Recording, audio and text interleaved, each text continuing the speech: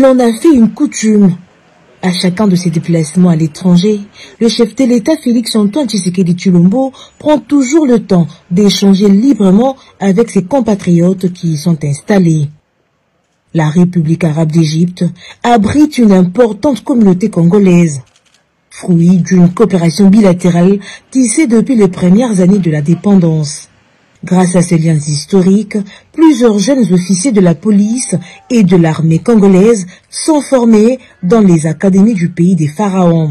Réunis dans la résidence du chef de la mission diplomatique congolaise au Caire, au cours d'un entretien interactif, le chef de l'État a éclairé l'opinion sur plusieurs sujets d'actualité, principalement sur la situation sécuritaire et les différents processus de paix en cours. Et donc, depuis 2022, nous avions eu 2 processus de paix, celui de Nairobi d'abord, le second, celui qu'on a appelé celui de Luanda, processus de Luanda, lui a été impulsé par le président João Lourenço d'Angola et qu'il a mené vraiment de très très belle manière de 2022 jusqu'à 2024, on va dire, en décembre, le 15 décembre.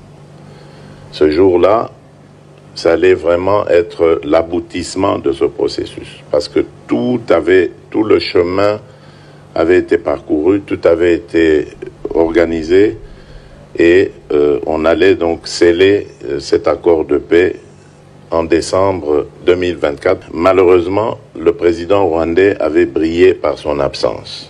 Depuis lors, il y a eu 2 processus, celui de Doha, qui continue, d'ailleurs dans quelques heures j'y serai, celui de Doha qui, grâce à l'émir qui s'est impliqué personnellement, l'émir, le cheikh Tamim, a connu une avancée considérable dans un premier temps, puis ensuite a commencé un petit peu à ralentir parce que quelques semaines après, il y a eu le processus de Washington. Là aussi, le président Trump avait décidé de prendre les choses en main. Il a le sens aussi de la paix, que je salue d'ailleurs, parce que c'est exactement la même vision que moi.